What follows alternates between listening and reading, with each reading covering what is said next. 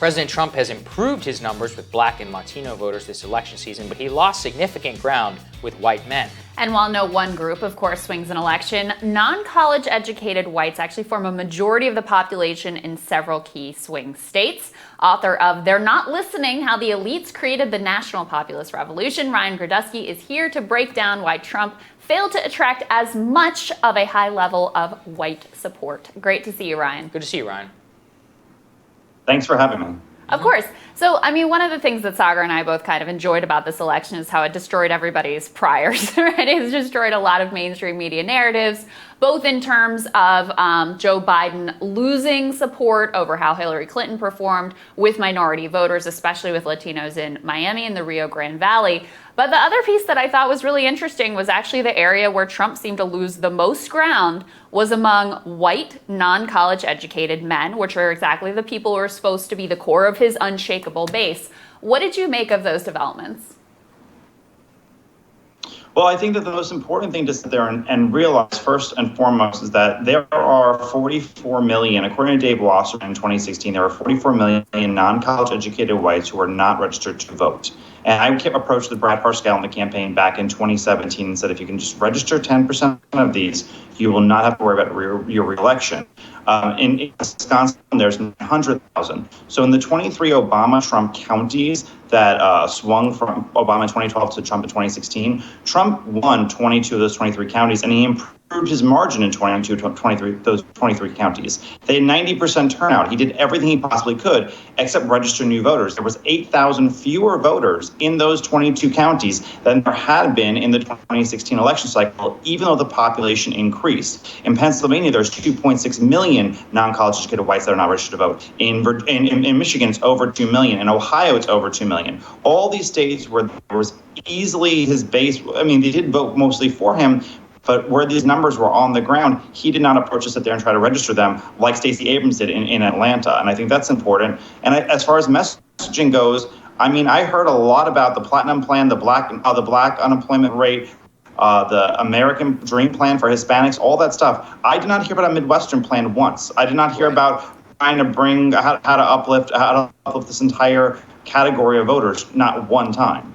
No, I think it's such an important point. And Ryan, you were talking about this way before the election about how his strategy kind of seemed contra to where it actually should be. So there's been a lot of takes, Ryan, about, Rio Grande Valley and so much more and the evolving Republican coalition. But part of the key things that I think people need to take away is that you still have to win a significant amount of white voters, or at least turn them out, register them, get them involved in the process. How does the Republican Party move forward from here, Ryan?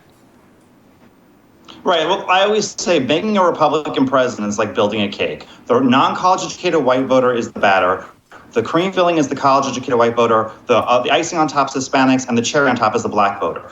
Jared Kushner's entire strategy was how do we get as much cream, how to get as much frosting and as many cherries on top as possible when he forgot the batter. I think it's just the truth, though. And Asians could be the coffee on side or something. I don't know. It doesn't matter. Yeah.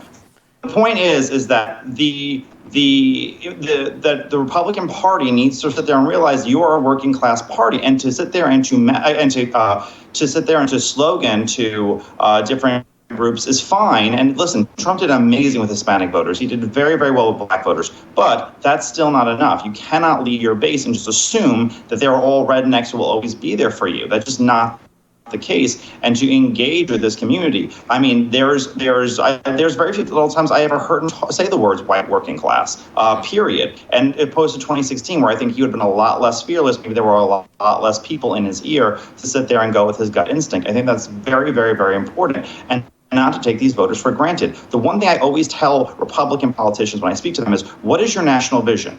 What does America, especially these Rust Belts or these dying towns, look like in 10 years after your leadership? If you cannot describe it to me without using the words freedom, free market, or liberty, which don't mean anything to anybody, or they mean everything to everybody, then you're not going to be able to sell your message to most average voters. Yeah, And Ryan, there's a lot of optimism, I think, in some corners of the right about this, the fact that there were improvements among working class Black and Latino voters, even though there's still a long way to go there, obviously. But I also see a lot of barriers to the party really changing. I mean, we all know what's going to happen. Joe Biden's going to get in there. Mitch McConnell and co are going to go all in on Tea Party, deficit hawk, debt reduction, all that stuff, roll out the old school playbook. And it's hard to see how the party really substantively has changed, because ultimately Donald Trump, for all his rhetoric and stylistic and cultural differences on economics, mostly governed as a standard issue conservative.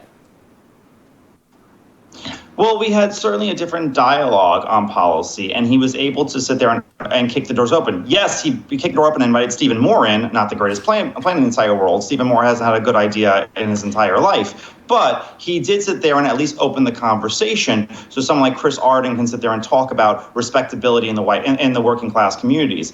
I think that a lot of Republican politicians, including people in the House leadership that I have spoken to, realize that we are the party of the working class. I think that maybe a lot of them are posturing to it. They're not ready to have a complex conversation. I think, things like unions still scare a lot of them, but I think that the Reagan belief system is certainly more fragile today than it ever has been. And the biggest failure of Trump's presidency really was his political wing, because he endorsed and campaigned for a lot of standard bearer Republicans. Yeah. If Trump is free and he's never running for office again. How do you think they are going to approach, though, the Biden era? Because some of the policies that you would advocate for, frankly, things that a Biden administration on economics might go along with. But I think it's next to impossible, extraordinarily unlikely that they would actually work with him on any of that. On economic policy, I don't think that Biden will be the one advocating for it. Biden was the one who just in his new labor administration just sat there and appointed the guy who was talking about how to make a third class of workers for independent workers so they can have no health care, no benefits, and they could work endless hours. I mean, I don't see Biden seeing being true.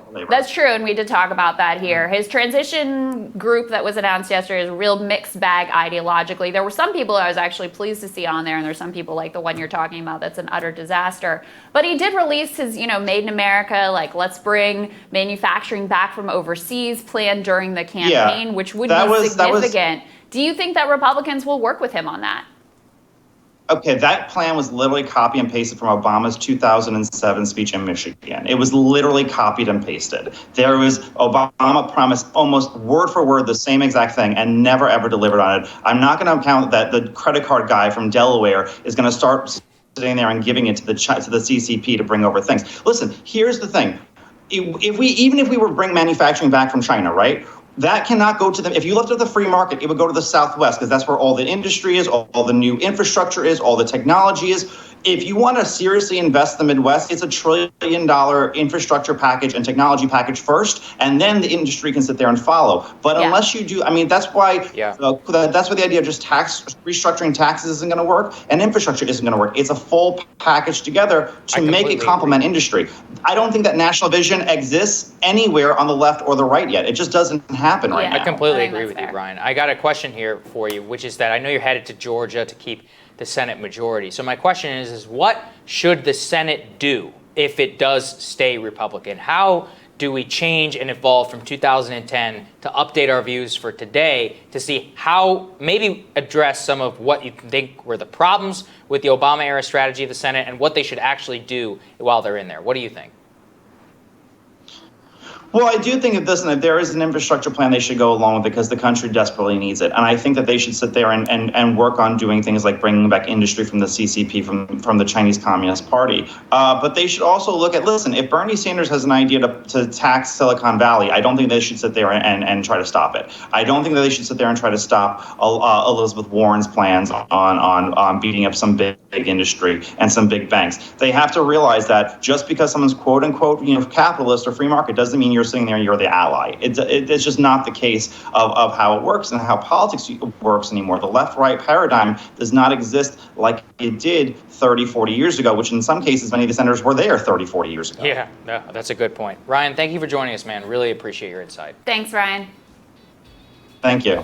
Coming up, Former Bernie Sanders National Press Secretary Brianna Joy Gray is going to go in on the rifts that have developed among House Democrats that when Rising continues.